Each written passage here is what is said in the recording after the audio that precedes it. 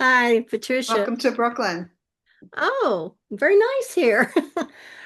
So I've seen your name go by my feed quite a bit because you're very active in the poetry community. So I would first like to ask you to tell us something about your poetry journey, like kind of when it started, it influences, and whatever you'd like to share with us about your poetic journey.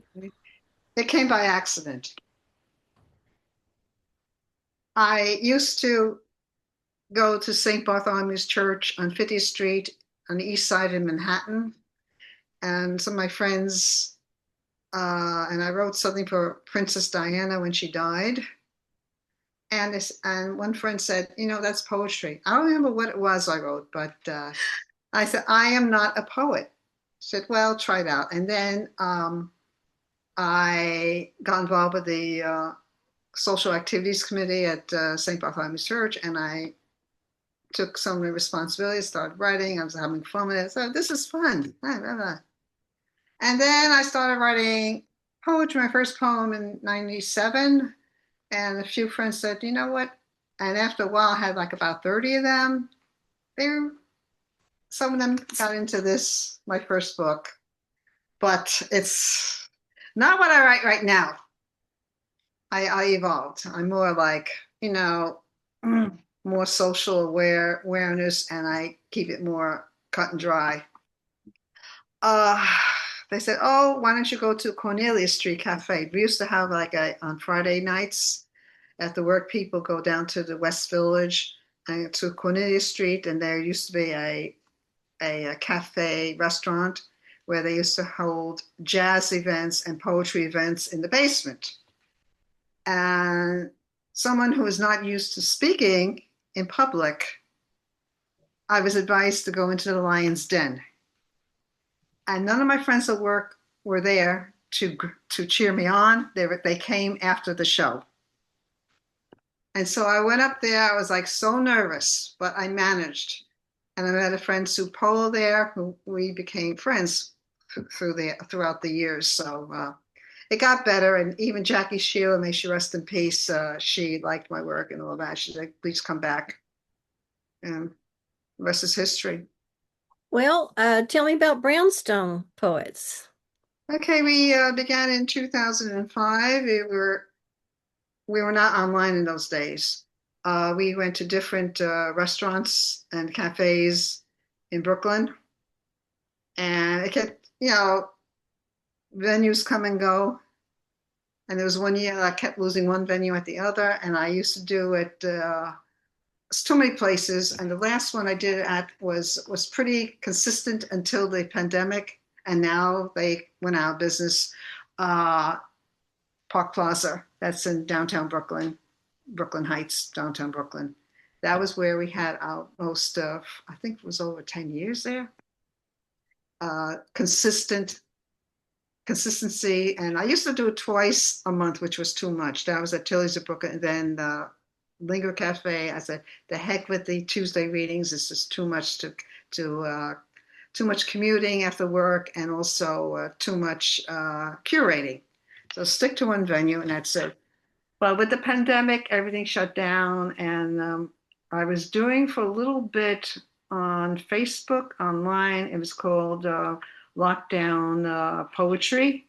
It was a once a month feature where people would just post in the event, and we gave nice comments. That was for a while. It wasn't even brownstones, but it was just to keep the poetry alive until I think it was September 2020. We gone online. I partnered with my bestie, who's my right and left arm, Roxanne Hoffman, and she's the Zoom Meister for Brownstone Poets. Without her, I would not have Brownstone Poets today. Is this so it's a local reading venue, but it's also online? It's no longer Brooklyn based because we're more international and national now. Most of the people do not come from Brooklyn to our readings. We got people who are out of state, or we have people from Paris, from Mexico, from the UK.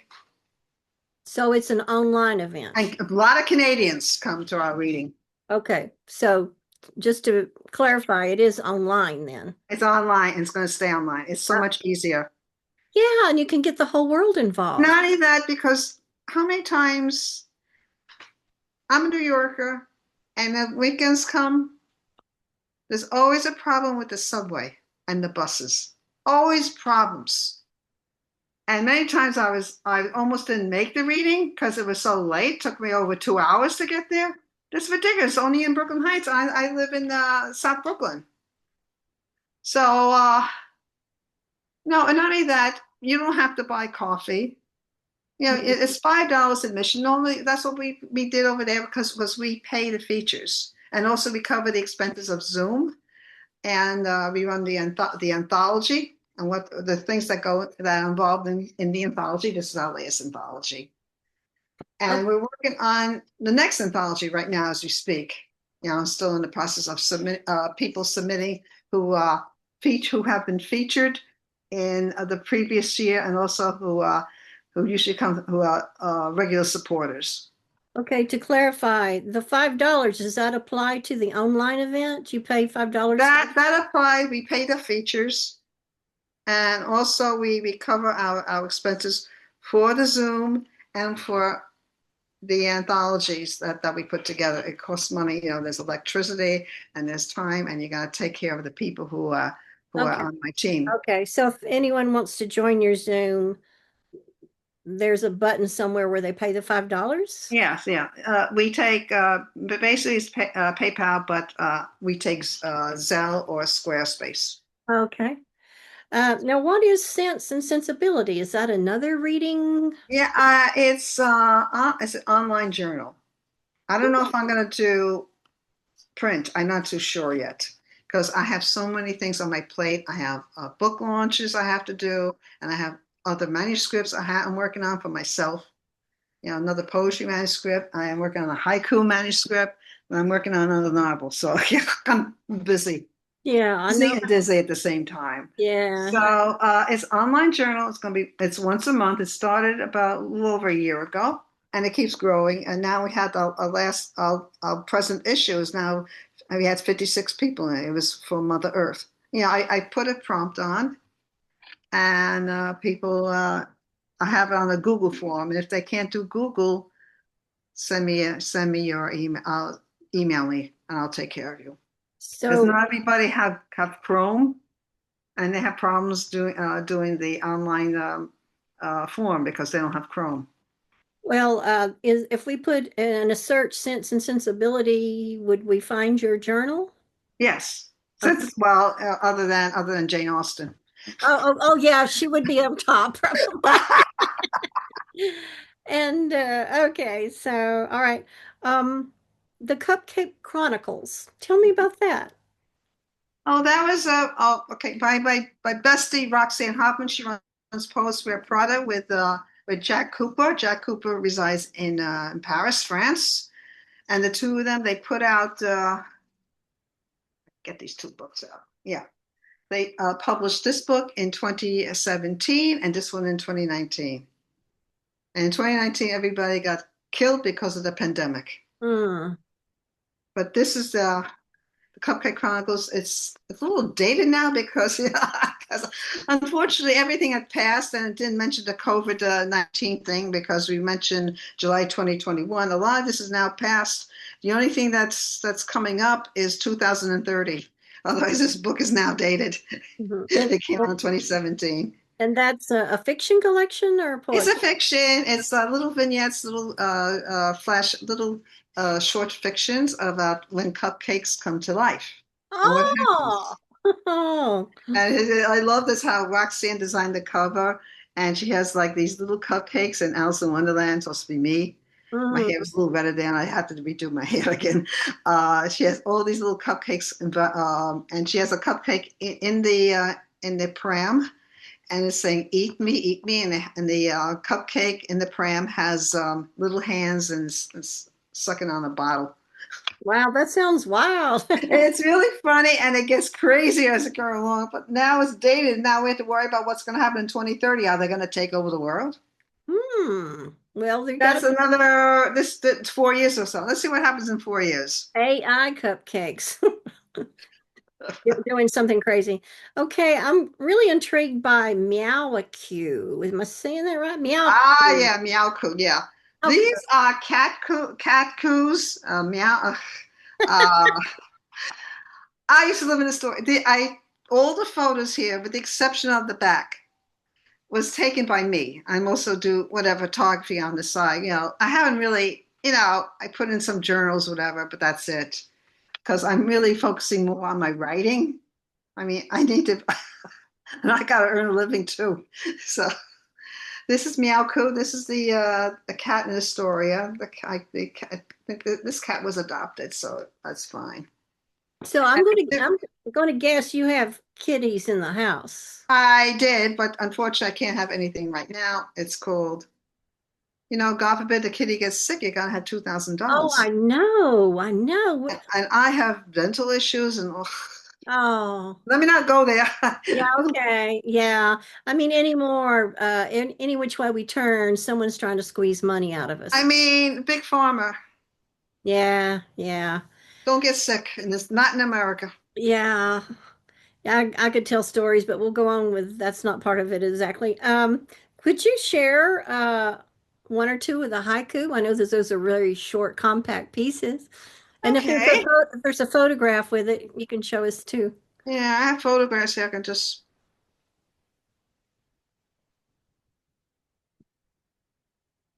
I can't see. Oh, sorry. Oh, okay. I should do more center. Okay. Yeah, that was taken across the street. The cats were adopted. Let me go to that's an example. And this is from my block. Mm-hmm. Okay, might as well read some. And unfortunately, we're still in a political mess here. If kittens could vote, Donald Trump's wig would be sold as kitty litter. If kittens could vote, Donald Trump's wig would be sold as kitty litter. In, normally at readings, I would just say, okay, if I give people the option, because technically supposed to repeat it twice because haikus are so short, and I usually put up my hand for the second round if they wish to wish to join in. Mhm. Okay, let me read another one. Seeking sanity in the age of Trump, cat meditation. Seeking sanity in the age of Trump, cat meditation. Like cat's eyes, doors to inner space, open and shut. Like cat's eyes, doors to inner space, open and shut. The singing bowl cannot compete with the purring cat. The singing bowl cannot compete with the purring cat. Shavasana, cat whiskers brushing the human on the mat. Shavasana, cat whiskers brushing the human on the mat. You want any more? Sure, sure. Okay, I'm just. So while you're looking, I did see a quote someone wrote I really liked, and I think this applies pretty much to most poets. Poetry is a safe flight into her darkest moments and other forbidden territories with her at the controls. Exactly. Mm. But I've gotten more political. It was more internal. Now it's less internal. It's more Yeah, universal. right. Yeah. See, at the beginning, I was more internal, more about me. Now it's more about the world because I really am angry at what's going on. And I Mhm. feel like we are losing our control. I mean, release those damn files already. Mhm. Epstein files. Okay. Tuxedo Kitten climbs the chain link fence, makes that Olympian leap. Tuxedo Kitten climbs the chain link fence, makes that Olympian leap. When daffodils bloom, pregnant calicos sashay down garden catwalks. When daffodils bloom, pregnant calicos sashay down garden catwalks. Well, you must be a cat lover, and at one I point, am. I and what? am. Unfortunately, I would like to have another cat, but I can't. Okay, so at some point, Money, it's called. And also, not only human insurance is expensive, so is vet insurance. oh It's yeah, ridiculous. And I don't want to, say I have a cat and then I say I can't afford him or her, and I have to, it's pretty cruel. It's cruel to the animal. That's right. trauma. I don't want to cause trauma. And there's so many cats that need a home. I know, and this whole idea, like the vet course, that they should count cats. And this, I don't know what they do in other countries, but cats should be counted as family.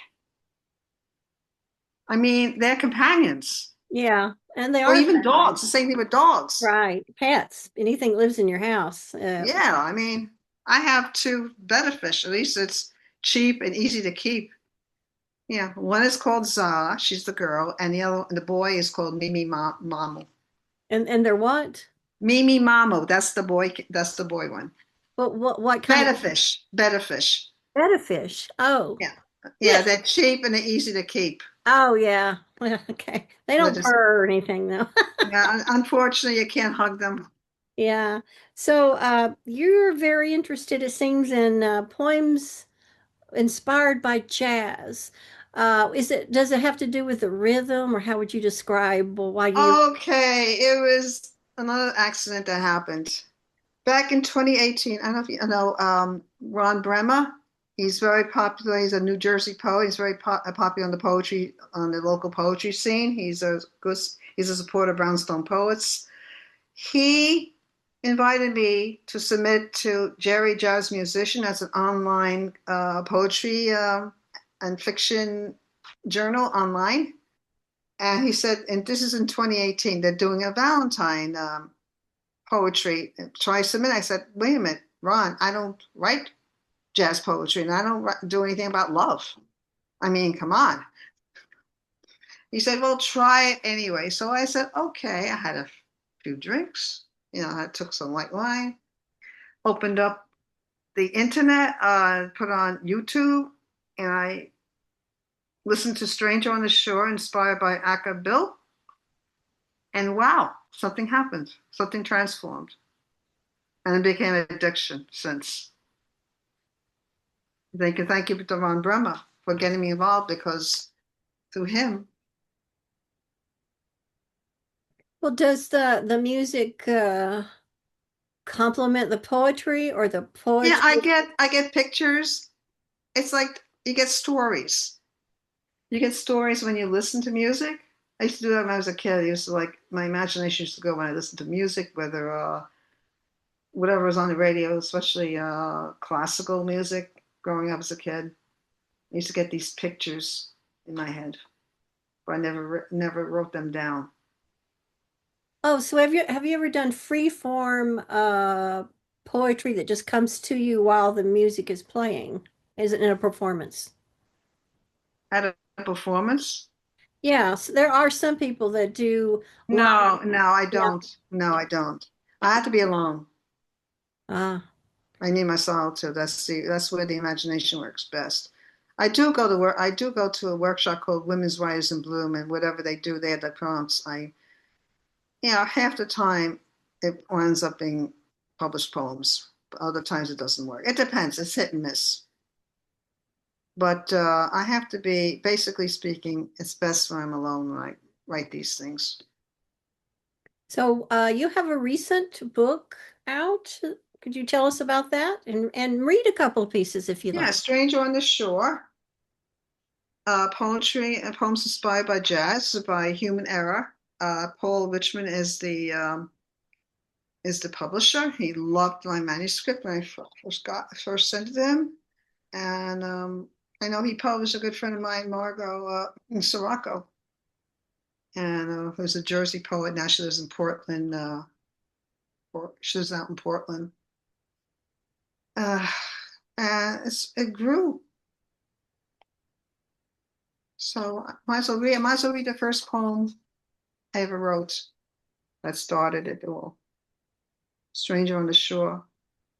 Pinot Noir and jazz sang the blues on this cold mid-February night. I refilled my glass, let thoughts slow dance with the clarinet. As I lounged in midnight hues, the old LP played Stranger on the Shore. I took another sip, watched the glass fall. As the track turned bluer, thoughts bled Valentine red. When the record ended, all colors faded to black. My anti-Valentine poem. Oh, yeah. Perpetually single. Oh, Period. really? I don't care. Well, fine. I'm an ace. I'm asexual, so I don't care. People that can't accept me for that, I don't care anymore. Mhm. Would you read us another poem from your latest book? Sure, okay. A little different. This is from the Take Five. That's the instrumental by the Dave Brubeck Quartet. If you're into Mad Men, I used to watch Mad Men because I used to work in marketing advertising, so it's a lot of it, even though the Mad Men was back in the day, some of it still relates to the more of the modern world. Her humdrum week dies on Friday at 5. It's time to escape the glass tower, the typing pool, the gossiping and backstabbing, the too much coffee and cigarettes, the office jockey smirks, and the boss's sexual pantomime. But she needs to take 5, a few extra drags outside the powder room. The job isn't over yet. She needed a quick fix of rouge, powder, and lipstick. A copious dash of Yardley's English lavender should diminish the aquinate spritz. She'll adjust her pencil skirt before the elevator doors open, feel freedom's hot breath beyond the revolving door. Ready to take 5, she lights another cigarette before boarding the IND to Greenwich Village and Harold, her bespectacled saxophonist from the Bronx. Youthful excitement meets the rush hour. Like drum beats, the subway's pulse moves fast, but happiness moves faster. It's getting late and she must hurry. She's almost 23 and people will talk if she doesn't settle down, retire her Smith Corona and business chic for Betty Crocker recipes and a gingham apron, raise 3 kids and wait on a husband who might be late again. In the smoke-filled room, she forgets about life, takes 5 for a cigarette, orders a glass of wine. She won't have to douche tonight. Harold has a rubber. Worry-free sex until she meets the right one. But she's not a virgin and might have a problem. She takes 5 for another cigarette, drinks another glass of wine, listens to Harold make love to his sax as he makes eyes at the sassy brunette. Like drum beats, her anxiety moves fast, but happiness moves faster. It's getting late, and she must hurry. But a stranger comes to her table, lights a cigarette, and buys her a drink. The conversation is getting deeper, and life slows down for the next 11 hours. Wow, wow, that's great. Mad Men. Yeah. Is there anything you would like to promote or say before we say goodbye? Oh, think about it. Okay, we have Brownstone Poets coming up on da, da, da, on April 25th. That's a Friday. That's a Saturday at 2 p.m. It's on Zoom, and we're gonna have these wonderful people. It's Happy National Poetry Month. We're gonna have Rescue Poetics, Danny Schott and Talina Lachelle Queen. They're gonna be gracing the stage and with their poetry. And we have an open mic, 3 minutes or less. So it'll be nice, and they get 50 minutes each, and it should be wonderful. And All Roxy will be at the helm, and I'll be there welcoming the people in. all right. Okay. Well, it's nice to meet you, Patricia. Do you want to hear my latest poems or anything? Oh, sure. Go ahead. Go ahead. Okay, this one. Right.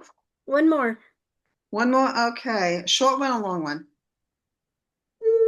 Medium. I'll try. I'll do this. Narrow delight inspired by Diana Krall. Narrow daylight crosses my room.